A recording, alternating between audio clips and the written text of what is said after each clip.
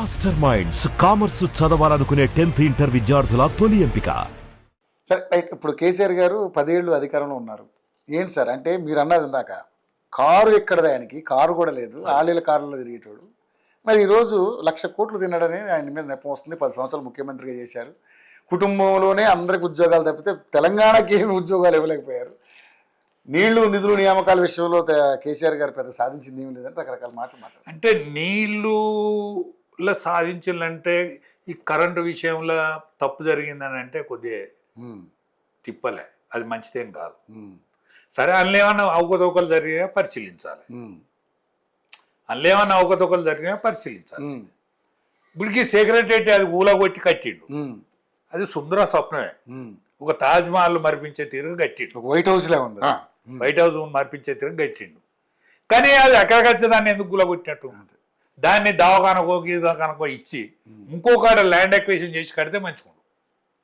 సుందర స్వప్నమే కట్టని, ఆయన కడుపులున్న కాడికే కట్టని. అంటే ఇది ఒక మంచి ఐడియా. ఇప్పుడు ఇంకో 50 ఏళ్ళు ఉండు కదా, అందులో కూడా చాలా బ్లాక్లు కొత్త కట్టినాయి కదా సార్. చంద్రబాబు ఉన్నప్పుడు కట్టినాయి, 50 రెడ్డి గారు కూడా అన్ని కట్టినాయి కదా. 50 ఏళ్ళు ఉండు కదా, ఒక హాస్పిటల్ పెడితే ఏమైంది? బ్రహ్మాండంగా ఒక హాస్పిటల్ పెట్టి 100 ఎకరాలు తీసుకో, అంతలో అయితే 100 లక్షల ఎకరాలు ఉన్నదండి హైదరాబాద్ చుట్టూ. ఓ రింగ్ రోడ్కు బ్రాంచ్ కట్టేసాయి, అన్ని వసతులతో పాటు కట్టు. ఎందుకు నీకు పేరు బదనాం? అది కూలగొడితివి, కడితివి, అంబేద్కర్ విగ్రహం పెడితివి, నీ లాభనిందలు వచ్చాయి. ఇంత పెద్ద అంబేద్కర్ విగ్రహం పెడితే అంబేద్కర్ విగ్రహం సాటుకుందాం అనుకుంటుంది. 6 రోజుల ఆఫీస్ పోకపోతే, సెక్రటరీకి 6 రోజులు పోలేదండి. పోకపోతే నీ కబ్జాను తొలగించే సీట్ ఎగిరిపోయా, నీ సీట్ ఎగిరిపోయా.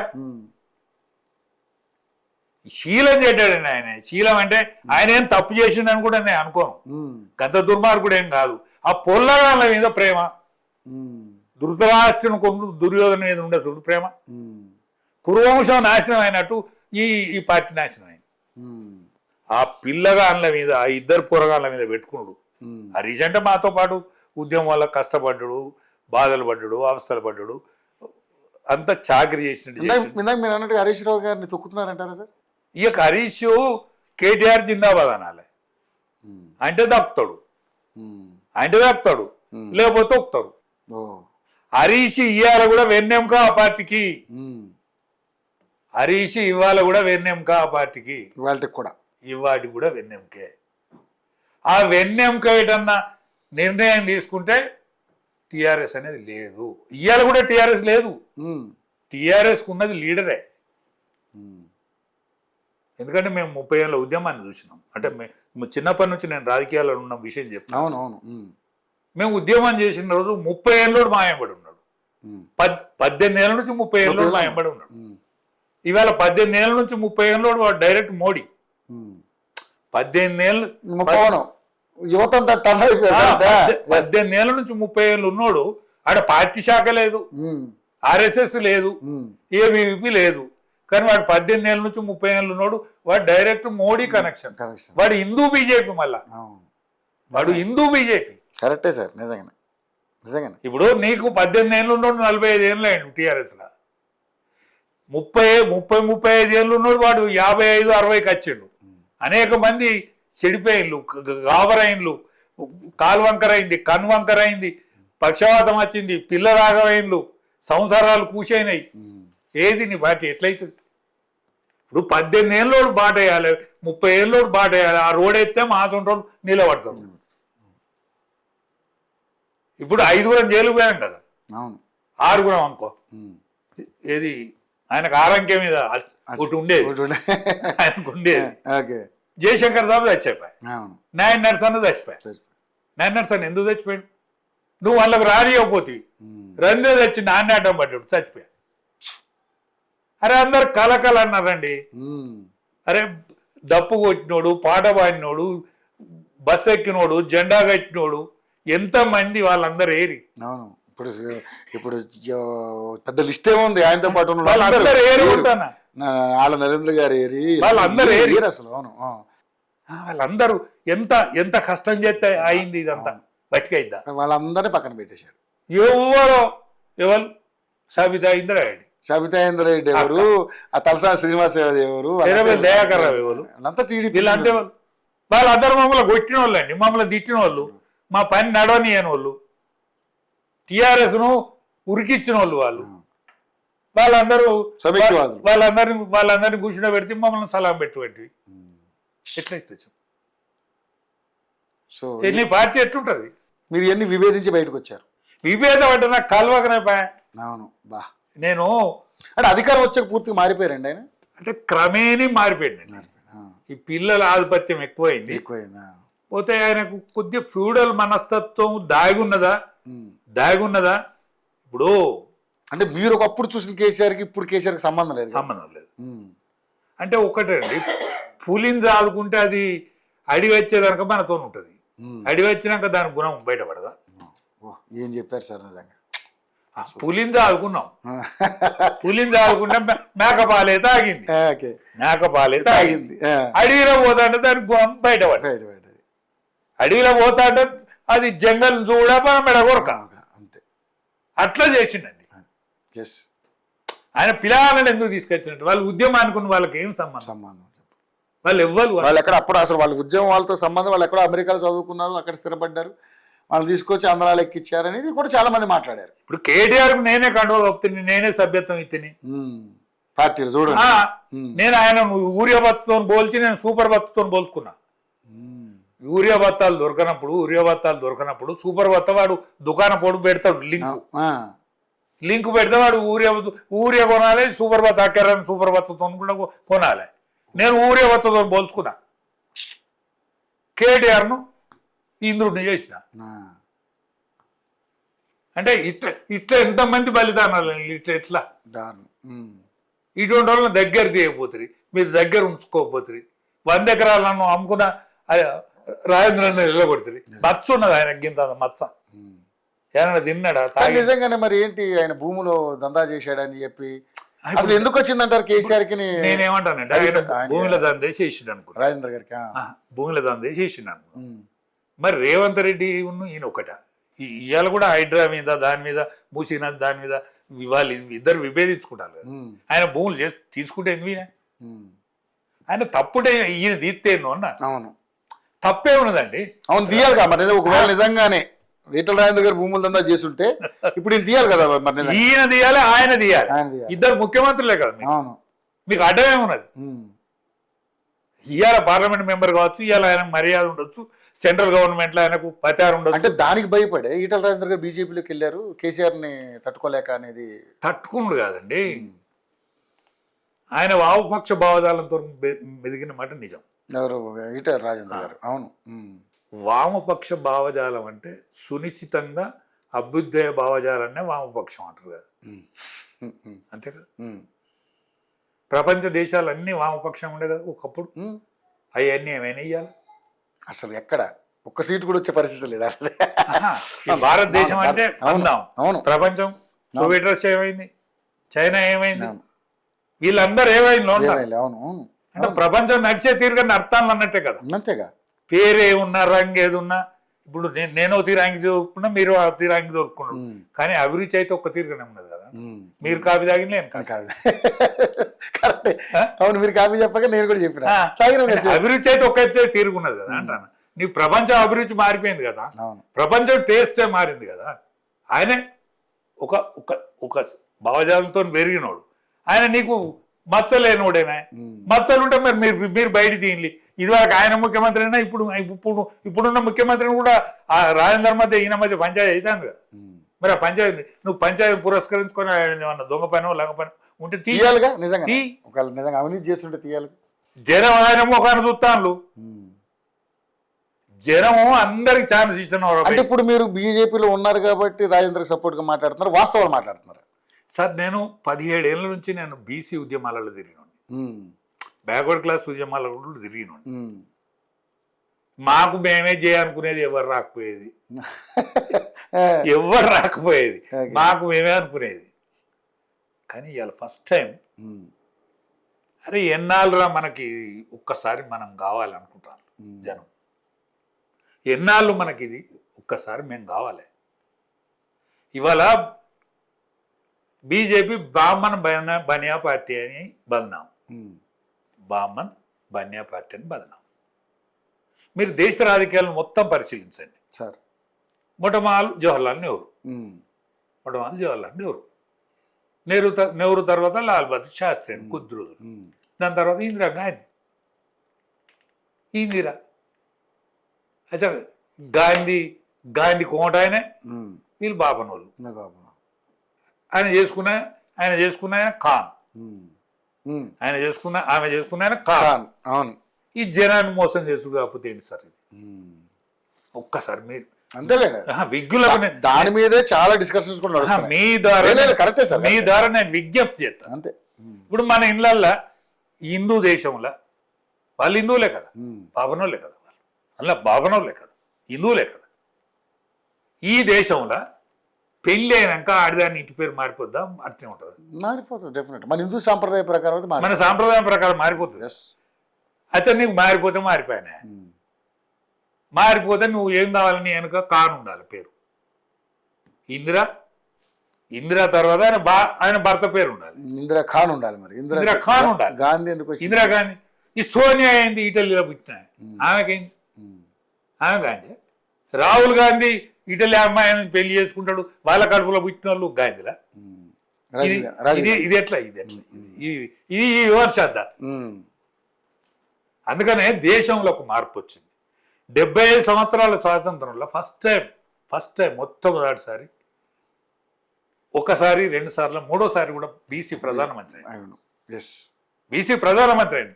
వాళ్ళ తేలి కూడా ఈయన అంటాడు మన ముఖ్యమంత్రి గారు విజ్ఞుడే ఉండాలి, కొద్దిగా ఆ స్థాయికి పోయినప్పుడు ఆలోచించాలి కదా, చరిత్ర తెలవాలి, లేకపోతే తెలుసుకోవాలి, ఎవరినన్నా అడగాలి. అడిగితే వాటిగానే కొడిదత్తాను కదా అయ్యా. అవును, గూగుల్లో కొడిదత్తాను కదా, తెలియదక్కువని వెళ్తాను కదా. ఆయన మార్చుకుంటాడు కులాన్ని అని అంటాడు. ఆయన కులాన్ని మార్చుకుంటే అప్పుడు కాంగ్రెస్ ముఖ్యమంత్రి ఎట్లా మార్చిండు? ఎందుకు మార్చిండు ఆ కులాన్ని? ఒక బీసీ ప్రధానమంత్రి అయ్యాడు. అత్యధిక వైశాల్యం కలిగినటువంటి మధ్యప్రదేశ్ కు ఒక యాదవ్ను ముఖ్యమంత్రి చేశాడు. ఇలా జాట్ కమ్యూనిటీ మన దగ్గర రావురు రెడ్లు ఎట్లయితే పరిపాలించిందో ఒక జాట్ కమ్యూనిటీ పరిపాలించింది హర్యానాను. ఇవాళ అక్కడ ఒక బీసీ ముఖ్యమంత్రి, అందులో యాదవ్. ఒక ఎస్టీ ముఖ్యమంత్రిని చేసింది అస్సాంలో. కరెక్ట్. ఇవాళ బీసీ నినాదం ఇట్లా ప్రస్ఫుటంగా కనిపిస్తుంది. ఏనాడో తమిళనాడులో వచ్చింది, తెలంగాణలో కూడా రేపు బీసీనే ముఖ్యమంత్రి చేద్దాం ఖచ్చితంగా. మొన్న బీజేపీ అన్నది కానీ వీడ అందుకోవడం మళ్ళా పురుషాతుడు మళ్ళా చెట్లా అని కాంగ్రెస్ వాడిని ఎంకులాడుకుని ఓట్లేసింది. కాంగ్రెస్ వాడు దొరికినాడు అప్పుడు ఏ ఎలక్షన్లు అప్పుడు పరారు 4-5 రోజులు ఎమ్మెల్యే క్యాండిడేట్ గారు కనిపిస్తా ఒట్టు అప్పటికప్పుడు వచ్చిన వాళ్ళు ఎమ్మెల్యేలు అయ్యారు. వేవు ఎట్లా అంటే ఎంకులాడు. అది ఆ వ్యతిరేకత అంతా కూడా కేసీఆర్ మీద వచ్చే వ్యతిరేకత సార్. డెఫినెట్లీ రేవంత్ రెడ్డి గెలవలే, కేసీఆర్ ఓడిపోయాడు. అదే what ever it is, Revanth Reddy ఆయన కాంగ్రెస్ పార్టీ కాదు, కాంగ్రెస్ పార్టీ సర్వీస్ లో ఉన్నోడు కాదు, ఆయన తెలుగుదేశం పార్టీలో ఉన్నోడు. ఆయన ఢిల్లీని మేనేజ్ చేసుకొని ముఖ్యమంత్రి అయ్యాడు. ఢిల్లీకి ఉన్న కాంగ్రెస్ పార్టీ అవసరాలను, కాంగ్రెస్ పార్టీ లోపులను కనిపెట్టి దాన్ని తిప్పుకొని. కానీ ఈ రోజు కాంగ్రెస్ పార్టీకి ఆ జీవసత్వాలు వచ్చినట్టు మన రేవంత్ రెడ్డి వల్ల కాదంటారా మీరు? కేసీఆర్ వల్ల నుంచి సరే, అవకాశం ఆయన ఇచ్చుండొచ్చు, ఒక్కటేనండి. కాంగ్రెస్ పార్టీకి అక్కడో మొలాటి ఇక్కడో మొలాటి ఉంటది. కాంగ్రెస్ పార్టీ ఇన్ని సంవత్సరాల పరిపాలన ఆడోగోడు ఈడోగోడు ఉంటాడు కాంగ్రెస్ లో. పోతే హరిజనులు వెన్నుదన్నుగా వెనకటి నుంచి ఉన్నారు వాళ్ళకు. ఇవాళ వర్గీకరణ మందకృష్ణ పూర్తి చేసినా కూడా యువకులలో చైతన్యం ఉన్నది, కానీ ఇంకా పెద్దోళ్ళలో లేదు. అన్యోకనీన గెలవద్దు, అన్యోకనీన రాజ్యం రావద్దంటే ఆయన ముఖ్యమంత్రి అయ్యాడు. అంటే బీజేపీ బీసీ ముఖ్యమంత్రి అంటాను, కానీ వీడు అందుకోవడం వీనికి ఓటైతే మురిగిపోద్దామని అనుకున్నారు. జనానికి ఇంకా నమ్మకం రాలా. అరే జనం ఇక్కడ తెలంగాణలో ఉన్నంత చైతన్యవంతమైన జనం ఎక్కడ ఉండరండి. ఎందుకు చైతన్యమైందంటే దొరల దౌర్జన్యానికి వ్యతిరేకమై పెరిగింది. అవును, అది ఓకే. ఇట్లా చైతన్యం ఇవాళ కేసీఆర్ వెన్ను దన్నుగా ఉన్నారు మొన్న. అంటే మా పిల్లల జీవితాలు బాగుపడతాయి అన్నటువంటి వ్యవస్థలో వాళ్ళు వెన్ను దన్నుగా ఉన్నారు. మళ్ళా ఈయన అర్థం అనుకుంటారు కాంగ్రెస్ కోట్లు. అయితే ఆయన 14 ఏళ్ల ఉద్యమం 10 ఏళ్ల పరిపాలన ఆయన ఎంబడి ఉన్నట్టే కదా. 15 ఏళ్ళకే అడ్డంపడ్డాడు. 15 ఏళ్ళకే అడ్డంపడ్డాడు ఎవడు. అయితే ఈయన మీరు చాలా మంది మన రాజకీయ నాయకులు కూడా అనాలే అంటారు కానీ ఈయన హామీలకు ఓట్లు వేసిండ్రా ఎవడన్నా? నిజంగానే ఈయన హామీలకు ఎవడేసిండని? హామీలకు కాదు, నేనైతే నమ్ముతాను సార్. రేవంత్ రెడ్డి హామీలు ఇచ్చాడని ఓట్లు వేసిన వాళ్ళైతే నేను నమ్ముతా సార్. ఆ విషయం బలంగా నమ్ముతా. కానీ ఇప్పుడు ఒకసారి అవకాశం ఇవ్వాలి కాంగ్రెస్ కి. కేసీఆర్ పక్కన అనుకున్నారు, బీజేపీ కూడా అనుకుంటాడు. అందుకోవడం వాడు బాగా బీజే అంటాడు అదంటాడు, మారే వీడు లేడీ చేస్తాడు, వీడు క్యాండిడేట్ లేడు. కేసీఆర్ కి బుద్ధి చెప్పాలి అంటే నెక్స్ట్ కనిపించే పార్టీ కాంగ్రెస్ కనిపించింది అంతే. నిజంగా వాస్తవం. 10 ఏళ్ళు ఎక్కడో పోయిన పార్టీని ఎంకులాడుకొని ఓట్లు వేసారు. తెలుగుదేశం పార్టీ పరిపాలించే వైఎస్ రాజశేఖర రెడ్డి ఒకసారి చచ్చిపోయిండు కానీ తెలుగుదేశం పార్టీ పరిపాలించే అంతకంటే ముందుగా ఎక్కడో మూలకు పడ్డ పార్టీని ఎంకులాడుకుని ఓట్లు. ఇంకొకటి, ఎప్పుడైతే తెలంగాణ డిసైడ్ అయిందో ఆంధ్ర సెటిలర్స్ ఇక్కడ కూడా ఈ పార్టీని వ్యతిరేకించిన పార్టీ ఇది. ఇక్కడ కూడా కాంగ్రెస్ వ్యతిరేకించారు. సో నిజంగానే కాంగ్రెస్ పార్టీకి మనుగోడు లేకుండా పోయింది. కానీ కేవలం బుద్ధి చెప్పాలంటే కేసీఆర్ కి ఒకసారి అవకాశం దీనికి ఇవ్వాలంటే కనిపించిన పార్టీ కాంగ్రెస్ పార్టీ. ఇక్కడ కూడా సిటీలో బాగా ఎమ్మెల్యే సీట్లు వచ్చినాయి అన్నారు. అవును, అది ఎట్లా వచ్చిందో మీరు పరిశీలిస్తే తెలుస్తుంది. ఇక్కడ బీజేపీ ఓట్లు పంచుకున్నది. బీజేపీ ఓట్లు పంచుకున్నది, గెలిచే ఓట్లు కావు. కాంగ్రెస్ ఓడిచ్చే ఓట్లు ఈడ తెలుగుదేశం బయట పడదు. ఈడ తెలుగుదేశం బయట, అది ఊళ్ళలో పోయింది అనుకో, అది గోవింద కొట్టింది. ఎక్కడ రాలే ఊళ్ళలో, ఇక్కడనే. ఓకే. సో నిజంగానే మరి కేసీఆర్ గారు అవినీతి పరుడా నీతివంతుడా? ఫైనల్గా చెప్పండి. ఒక్కటే, వాళ్ళు దోసుకుంటా అంటే ఈయన చూసుకుంటున్నాడా అని అనుమానం. ఎవరు దోసుకుంటే? పిల్లలు. Okay okay okay. ఎందుకంటే పిల్లల పేరు బాగా వెళ్తాను కదా. అవును, నిజాలు బయటపడతాయి, దానికి ఒక టైం ఉంటుంది. ఇప్పుడు కవితమ్మ తివారి జైలు పోడు ఎంత కొద్దిగా అప్రదిష్టే కదా. చాలా మంది మాట్లాడుతున్నారు దాని విషయంలో. అది అప్రదిష్టే కదా. ఈ రోజు పార్టీ ఆ విధంగా అవ్వడానికి కూడా తప్పు ఉన్నదా రైట్ ఉన్నదా అనేది తర్వాత తేలుతుంది. ఇప్పుడు ఆమె జయలలిత ముఖ్యమంత్రి అయింది, నేను కూడా అయితే ముఖ్యమంత్రిని అనుకుంటాను. జయలలిత అనేక కష్ట నష్టాలు పడ్డది. ఎన్టీ రామచంద్రన్ చచ్చిపోయిన తర్వాత ఆ పార్టీ నిలబడుతుందుకు నానా తంటాలు పడ్డది, అవమానాలు కూడా భరించింది. అదే అవమానాలు ఆమెను మన ద్రౌపదిని చేసినట్టు చేశారు. అవును, జుట్టు పెట్టి కొట్టారు. ద్రౌపదిని చేసినట్టు చేసిండు. సరే, ఆమె మీద దాని తర్వాత ముఖ్యమంత్రి అయినాక ఆమెకి ఏమైనా పాడుబుద్ధి పుట్టిందా పుట్టలేదా ఏమైందో ఆ రాష్ట్రం కూడా గప్పుడు జైలు పోయింది ఆమె. నేను జైలు పోయినా కాబట్టి నేను ముఖ్యమంత్రి అవుతాను అనుకుంటే నువ్వు ఎట్లా జైలు పోయినావు, ఆమె ఎట్లా జైలు పోయింది? నువ్వు ఏడ దొరికినావు? అవినీతి మరకలతో నువ్వు ఏడ దొరికినావు? ప్రూవ్ కాలేదు, బట్ మొత్తానికైతే నింద అయితే పడ్డది. నువ్వు ఏడ దొరికినావు అంటాను. లిక్కర్ స్కామ్ లో నువ్వు ఏడ దొరికినావు? Government card దొరకచ్చునా? నువ్వు ఏడ గవర్నమెంట్ కార్డు దొరకచ్చునా అండి? అప్రదిష్ట కదా. స్త్రీలు, నేను కూడా మందు తాగుతానండి సాయంకాలం, నా భార్యకి ఎరుకుంటా కానీ దొంగ వదకదా అవుతా తలుపు పెట్టుకుని. నా భార్యకి ఎరికే ముందు బయట పడాలి. ఎందుకు అది తీరా? కన్న తల్లికైనా కనమరుగు ఉండాలని చాడు తాగుతా. ఏమన్నా తినేది కూడా చేస్తుంది, కానీ బుచ్చపోనికి వేసినట్టే ఎత్తుంది. బీదికెళ్ళి బుచ్చపోనికి ఎత్తారు చూడు. అంటే తాగుడు ఇష్టం లేదన్నట్టే కదా మనసులో. ఈ ముండగొడుకు తాగుతాడనో అనుకుంటది, అదే ఏమన్నా అనుకోజిక్కానో నేను తలు పెట్టుకుంటా. కానీ ఏమన్నా దినికారిపోతాడు కావచ్చు అనే స్త్రీ హృదయం కదా. అట్లా బుచ్చమానికి వేసినట్టు అంటే స్త్రీలు ఆ విషయంలో ఎంత కంట్రోల్ ఉంటారు. నువ్వు అటువంటి స్కామ్ లో పోవచ్చునా? ఆ స్త్రీల ఉద్యమం వల్లనే కదా ఎన్టీఆర్ గవర్నమెంట్ లో మందు బంద్ చేసి. అంటే ఒక్కటేనండి, ఎన్టీ రామారావు అప్పుడు ఒక ఒరవడి, ఆనాడు ఒక ఒరవడి. అన్నం దొరికిందా సార్? అప్పుడు అన్నం దొరకలే. ఎన్టీ రామారావు 2 రూపాయల కిలో బియ్యం ఇచ్చినాకనే అన్నం తిన్నారు. వాస్తవం, ఏది కఠోర నిజాలు ఇవన్నీ. అన్నం తిన్నారు. నేను ఒక 20 రోజులో ఏమో పొద్దుటీలు గడక రాత్రిలు రొట్టె తిన్నా. ఒక ఆయన నాకు ఒక ఆయన పెళ్లి కాడిచ్చిండు, ఒక రెడ్డి ఆయన. కానీ ఆయన జీతం ఉండే తోడు. రెడ్డి వాళ్ళు కూడా వాళ్ళ ఇంటికి పోరు. లక్కీ లింగయ్య బావ అని పిలిచేది. లింగయ్య అనేది ఆయన. వాళ్ళ ఇంటికి నేను అన్నం తినచ్చు అనిపోయాను. అన్నం తినక అంటే ఇవాళ 2 రూపాయల కిలో బియ్యం పుట్టినాకనే అన్నం తిన్నామండి కడుపు నిండా. దాని తర్వాత ఇవాళ ఉచిత బియ్యం ఇస్తాను. అంటే అప్పుడప్పుడు ఒక వ్యవస్థ మారిపోతుంటుంది. మన కరెంట్ లేకుండే తిప్పలు ఉండే, నీళ్ళ తిప్పలు ఉండే.